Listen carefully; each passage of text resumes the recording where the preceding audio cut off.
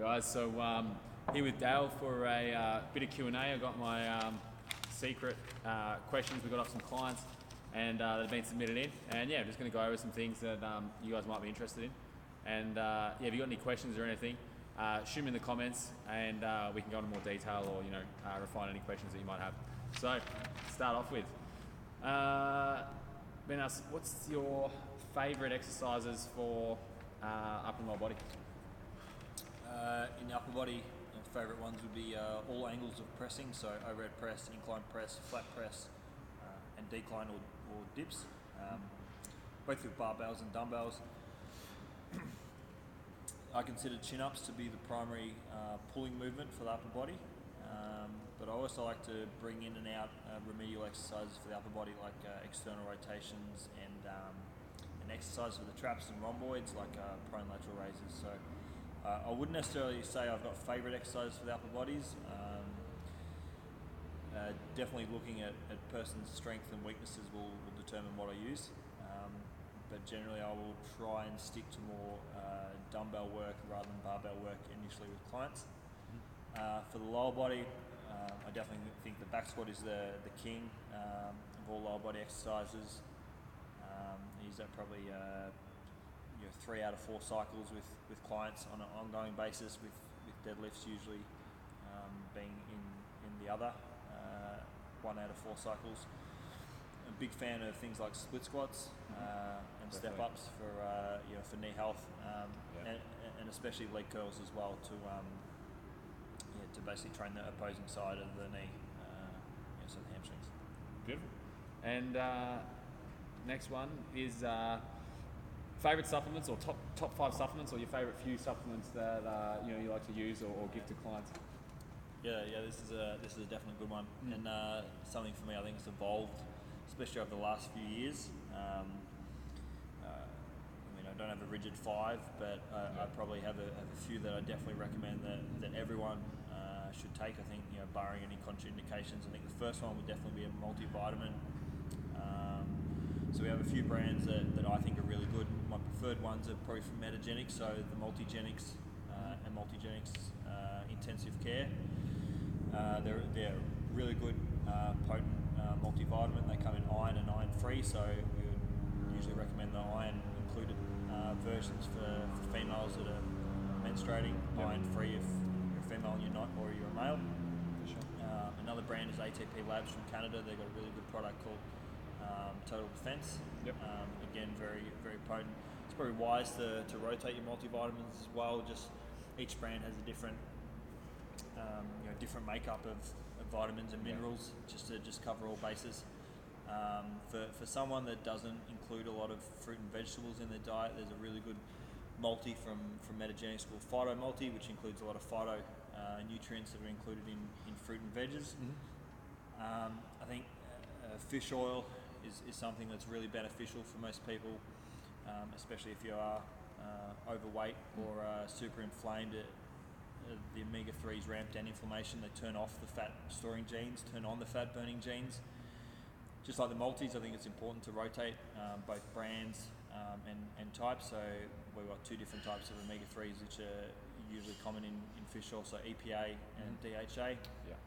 So generally the EPA will be quite a lot higher in most fish oil brands. It might be 800 milligrams EPA to 400 milligrams DHA per 2 caps, or 5 milliliters of oil.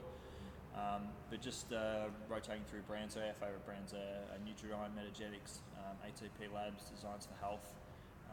They all stock really good quality pharmaceutical grade fish oils, and I use that in varying dosages from a maintenance dose of 5 grams per day for somebody that's really healthy, up to 50 to 60 grams of liquid, or 50 to 60 milliliters of liquid per day for someone that's really obese and really inflamed. The next couple of supplements that I really like are fruit and vegetable powders. So our favourite ones come from Trilogy, Designs for Health, ATP Labs, and Nutridyne as well. So they're just giving you a broad array of vegetables and fruits, which everyone is lacking in. Some sort of digestive support. So I think most people have impaired digestion. So that may be in the form of hydrochloric acid, or just simple digestive enzymes. I I think they're really important.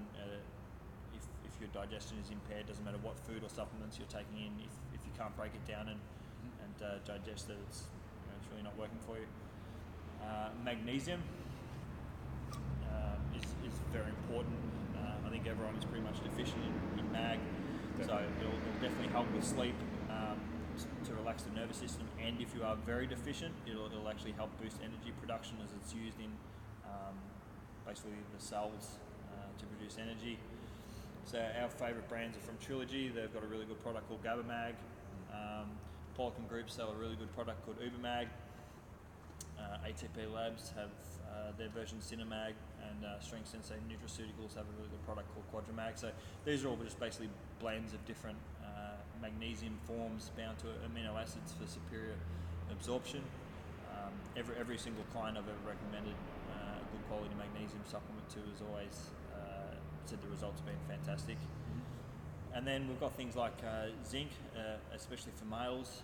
They tend to be quite deficient. Things like D3 as well, and probiotics. But the couple, the 3 or 4 that I mentioned at the start are definitely my favourites. And then depending on certain situations, we can go further from there. But I think if people can just cover the basics for health, they'll be in good stead. For sure.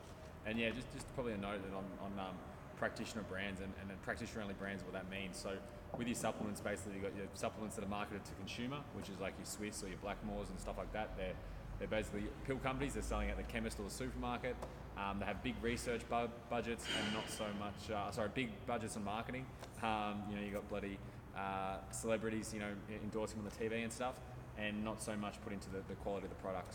So you want to go for a practitioner-only brand, which are brands that are only sold to naturopaths, dietitians, functional medicine doctors, chiropractors, and personal trainers. And they don't market so much to the public, like on TV and stuff. Their money's spent on quality product, and then that way the practitioners are going to use them and recommend to their clients. So that's the way you want to go. All right, next question. Favorite training schedule, so favorite training split or training schedule for the week. So for most people, I'd generally say 4 days a week is usually ample training, assuming you're training properly and hard. For someone that's looking to gain strength or gain muscle mass, I usually run 2 upper body and 2 lower body sessions a week. So let's say Monday might be an upper body session, Tuesday might be a lower body, Wednesday off, Thursday might be an upper, Friday might be a lower, and then you can have the weekend off. That's a really good training split for anyone wanting to gain strength or muscle mass. For fat loss, I tend to run with whole body programs nearly exclusively. So we might still keep the same training days, but they'll all be whole body programs. If someone's training only 3 times a week or only 2 times a week, usually we'll tend to run towards whole body, just to give that continued exposure to the training stimulus. So instead of having to wait a week to hit the same muscle group again, we're hitting it slightly more frequently. So for the beginner client, I think sticking towards more whole body or upper lower splits instead of the typical bodybuilder chest on Monday, back on Tuesday, legs on Wednesday split. I think in reality for most general population clients, it falls on its face. So I think if you're a bodybuilder with certain help, I think you can use those sort of splits. But I think if you're just a general person that has to work a 40-hour week, I think a whole body or an upper lower body split is the best way to go. Yep, and you get the benefit there of obviously the increased training frequency, hitting your body part twice a week instead of once a week, which is obviously got its benefits. Yeah, I think we've got to remember too that the frequency of training the same muscle group is dependent on how hard you can push during the sessions. So to need 7 days for recovery from a certain muscle group or a certain training session for that muscle group or lift, you really have to push hard. You have to do a lot of sets. And you have to damage yourself enough to need that full 7 days worth of recovery. Where if we're training twice a week, it's on average every 3.5 days you're hitting the same lift or hitting the same muscle group. It's a lot easier to deal with rather than having to do 40 sets for chest and then wait a full 7 days to come back and train again. And if you have a day off here or there, it starts pushing you out to 10 days or whatever it is. Where if you're training upper body twice per week, like a day off here and there doesn't seem to really affect it quite so badly. Cool. And absolutely. Next up, unilateral work with the dumbbells and machines. I suppose, how do you use it, favorite way to use it, when do you add it in, and how much do you sort of add in compared to your bilateral work? So initially with clients, I think I would use unilateral work quite a lot more than the advanced client or the client I've been training for a little bit longer. Yep. Usually the initial client I see has a very dominant side. So most people right-handed, their right hand and right arm tends to be quite a lot stronger than the left. Yep. So we tend to use unilateral work, so in the upper body might be single arm overhead presses, single arm rows, single arm pull downs. We use them initially to try and bring the discrepancy back into line. For the lower body, we use things like split squats, single leg curls, step ups, to do the same for the lower body. And then as the discrepancy becomes closer and closer, and then the limbs become even in strength and flexibility, then we can progress to more bilateral, both dumbbell and barbell work. So barbell presses, squats, so barbell squats, deadlifts, without having to worry about the body being lopsided, the spine twisting, stuff like that. During our lifts. That isn't meaning that we forego all unilateral work. Once we reach that stage, we still need to keep some unilateral work in there to keep the balance up. So no matter what, just doing barbell work or bilateral work exclusively will unbalance the body to a certain degree. So we have to make sure that we keep the unilateral work in there. It can be of a lesser volume, but still needs to be in there to keep some balance. Beautiful. This one might be a bit more of an advanced one, but sure, still some people want to implement. So the eccentric deficit, what is it? I suppose, how can we measure it, and how can we implement things to improve it or focus on it? So when we lift weights, we have three phases basically. We have the concentric, which is the contracting portion of the muscle. We have the isometric, which is basically when the barbell or the dumbbell, the implement is stopped, so either at the top, either at the very bottom, or halfway through if we're adding in a pause. Yep. And then the eccentric, which is the lengthening phase of the muscle. So generally on the eccentric phase, or lowering, we're actually quite a lot stronger. We can lower a lot more load than what we can raise it. Yeah. So effectively, the difference between what you can raise and what you can lower is your eccentric deficit. So the larger the eccentric deficit basically means the more muscularly developed you are, and the less neurologically developed you are. So to put that in other terms, if you're someone that's practiced the same movement quite a lot with just fast reps, you might be quite well developed at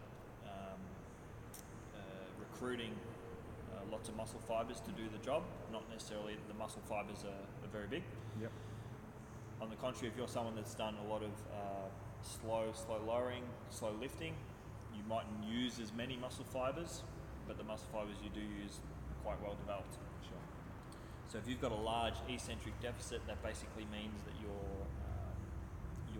future gains could be better if you use some quicker lifting practices or some lower reps. If you've got a small eccentric deficit, so you're someone that's just done low reps, just power exercises all the time, you might be better off doing some slower lifting, so really control the eccentrics, some pauses, and that can develop the muscle fibers you do use. It can develop them to a much greater degree.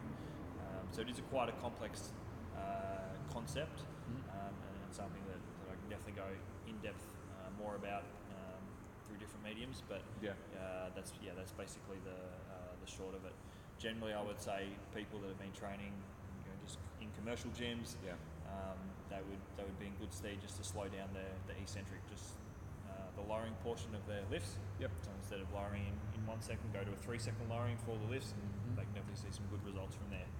Yeah, I think it's a big thing for our clients. Like most people, like if you train in a gym and you're just training, generally you're going to use a 1 or 2 second lowering phase, and the stimulus that is going to be the best for you is the one you haven't been doing. So that's why most of our clients, when they come in, we start them off in a 4 second lowering phase for their for most of their movements, chin ups, bench press, squats. And that's going to give them a new stimulus they haven't experienced before, and allow them to get those quick gains, because if you've trained for 3 years, they've spent 3 years doing a fast tempo. Now we're going to do a slow tempo. We're going to work on that eccentric phase.